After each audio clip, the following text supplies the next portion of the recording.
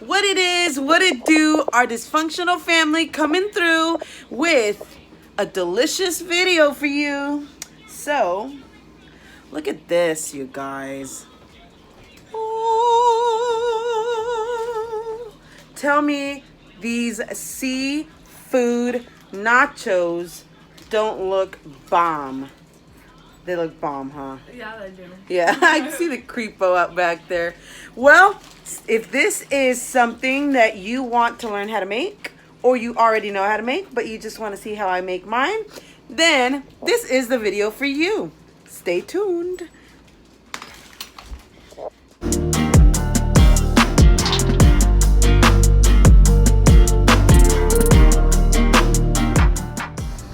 So before I even started cutting the onion, I did shred my imitation crab to save a little bit of time.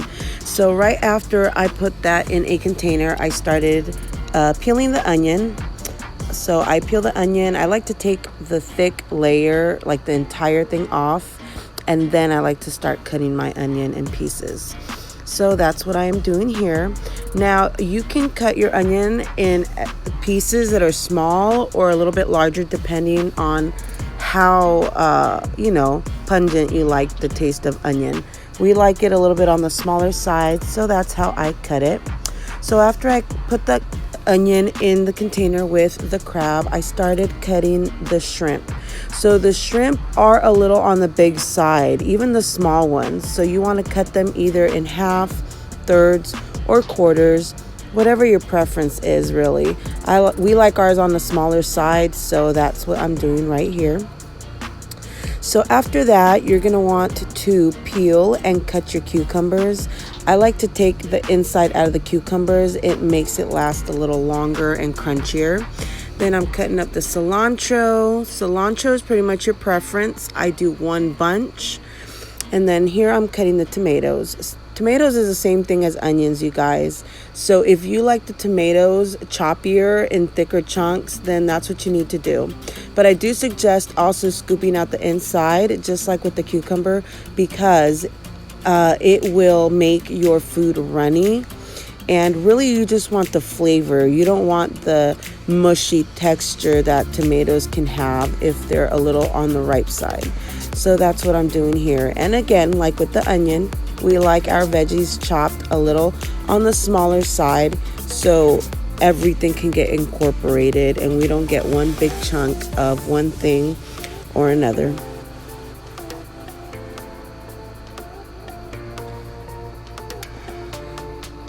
So after you're done with the tomatoes, you can go ahead and start squeezing the limes into the seafood mix. So I like to do a combination of lemon and lime. Right here, I'm doing the lime. I do about 2 and I cut them in halves. Sometimes I do a little more. So you do have to taste it and it's all to preference. And then here, I'm gonna be squeezing the lemons.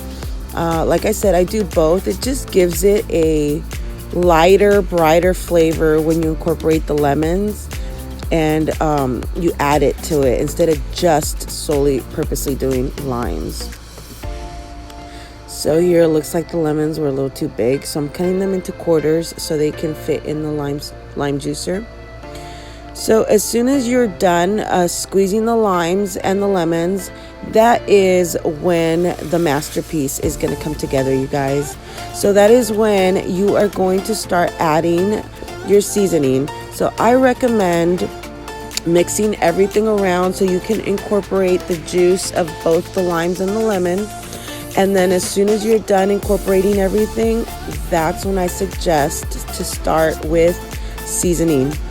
I like Lawry's seasoning original, like the original one, not the low sodium, not any other blend.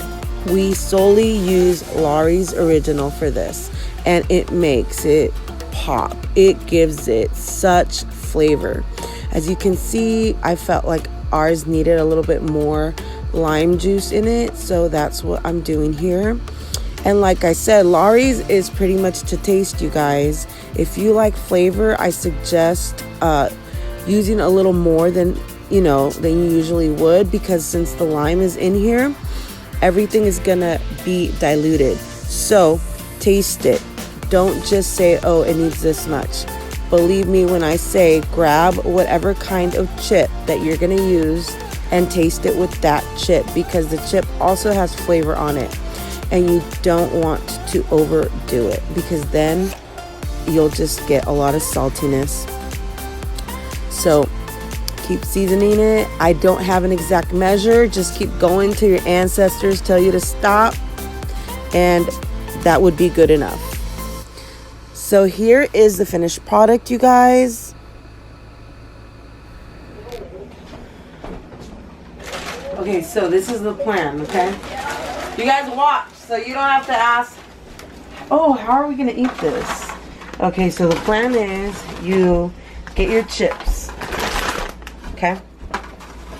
Like, not too much, let's not overcrowd the board. So you get your chips, okay? And then you see the holes in this spoon? It's so the juices come out and you only get the flavor, not the juice, okay? And then you put, boom, right? Okay, you top off your nacho cheese Doritos, right? Yeah. Bam, okay? Then you come over here. I don't know who just did this. Was it you? It was me. Oh, come on. Fail. And then you pick, you want Cholula, you put Cholula on it, right? So, boom.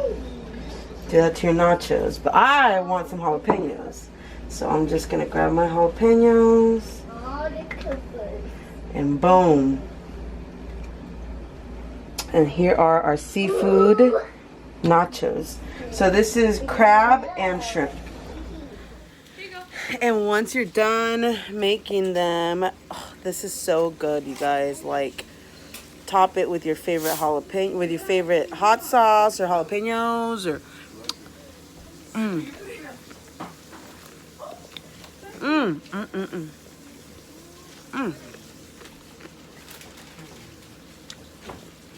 Thank you so much for watching.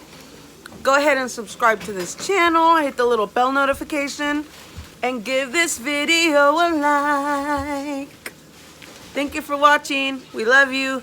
Bye.